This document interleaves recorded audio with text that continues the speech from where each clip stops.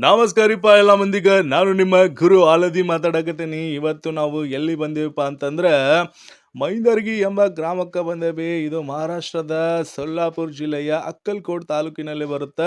ಇಲ್ಲಿ ಜಾತ್ರಾ ಮಹೋತ್ಸವನ ನೋಡಕ್ ಬಂದೇವಿ ದೋಸ್ತ್ರ. ಇದು ನಮ್ಮ ಅಜ್ಜಾರ ಹುಟ್ಟಿ ಬೆಳೆದಂಥ ಊರೈತಿ.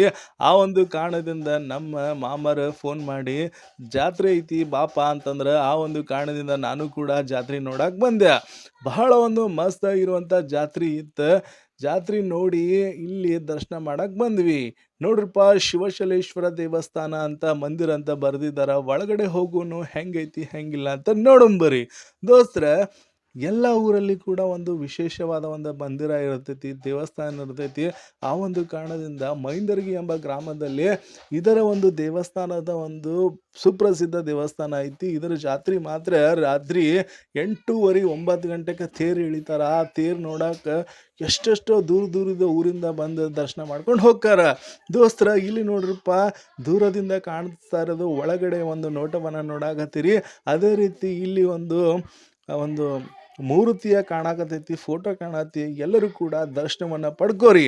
ದರ್ಶನ ಪಡ್ಕೊಂಡು ಮನಸ್ಸಿನಿಂದ ಏನೇನು ಬೇಡಿಕೆ ಅದಾವಲ್ಲ ಎಲ್ಲ ಬೇಡ್ಕೋರಿ ದೋಸ್ತರ. ಇಲ್ಲಿ ನೋಡ್ರಿ, ಒಂದು ಶಿವಚಲೇಶ್ವರ ದೇವಸ್ಥಾನದ ಒಂದು ಗರ್ಭಗುಡಿಯ ಒಂದು ನೋಟವನ್ನು ನೋಡಾಕತ್ತೀರಿ. ಎಲ್ಲರೂ ಕೂಡ ದರ್ಶನ ಪಡ್ಕೊಂಡು ತಮ್ಮ ಇಷ್ಟಾರ್ಥಗಳನ್ನು ಈಡೇರಿಸಿಕೊಳ್ರಿ ಅಂತ ಹೇಳ್ತೀನಿ. ಯಾಕಂದ್ರೆ ನಾನು ಕೂಡ ಕೆಲಸದ ಮೇಲೆ ಗುಲ್ಬರ್ಗಕ್ಕೆ ಬಂದಿದ್ದೆ. ಗುಲ್ಬರ್ಗದಿಂದ ನಾನು ಕೂಡ ಈ ಕಡೆ ಬಂದು ದರ್ಶನ ಮಾಡ್ಕೊಂಡು ಹೊಂಟೇನಿ ದೋಸ್ತರ. ದೇವಸ್ಥಾನದ ಒಳಗಡೆ ಒಂದು ಮರ ಬರುತ್ತೆ. ಆ ಮರದ ಒಳಗಡೆ ಸುತ್ತಮುತ್ತಲಿನ ಒಂದು ಸಣ್ಣ ಸಣ್ಣ ಮೂರ್ತಿಗಳು, ಲಿಂಗಗಳು ಕಾಣ್ತಾ ಇದ್ದಾವೆ. ನೀವು ಕೂಡ ನೋಡ್ರಿ, ಈ ಕಡೆ ಬಂದ್ರೆ ದರ್ಶನ ಮಾಡ್ಕೊಂಡು ಹೋಗ್ರಿ ದೋಸ್ತರ. ಇದು ಹೊರಗಡೆ ಒಂದು ನೋಟವನ್ನು ನೋಡಾಕತ್ತೀರಿ. ಹೊರಗಡೆ ಹೆಂಗೈತಿಪ್ಪ ಅಂತಂದ್ರೆ ಇಲ್ಲಿ ನೋಡ್ರಿ, ಕೆಲವು ಮೂರ್ತಿಗಳನ್ನು ಇಟ್ಟಿದ್ದಾರೆ. ಅದೇ ರೀತಿ ದೇವಸ್ಥಾನದ ಜೀರ್ಣೋದ್ಧಾರ ಕೆಲಸ ಮಾಡಾಕತ್ತಾರ. ಆ ಒಂದು ಕಾರಣದಿಂದ ದೋಸ್ತರ ಇದನ್ನು ನೋಡ್ರಿಪ್ಪ, ರಾತ್ರಿ ಹೊತ್ತು ತೇರು ಎಳಿತಾರ. ಮಸ್ತ್ ಆಗಿರುವಂಥ ತೇರು ಐತ್ರಿ.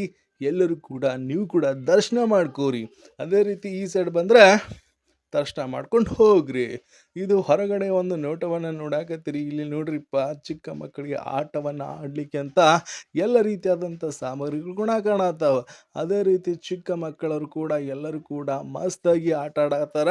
ಆ ಒಂದು ಕಾರಣದಿಂದ ನಮ್ಮ ಯೂಟ್ಯೂಬ್ ಚಾನಲ್ನ ಪ್ಲೀಸ್ ಸಬ್ಸ್ಕ್ರೈಬ್ ಮಾಡ್ತಾಯಿರಿ, ಶೇರ್ ಮಾಡ್ತಾಯಿರಿ. ಎಲ್ಲರಿಗೂ ಕೂಡ ಧನ್ಯವಾದಗಳು.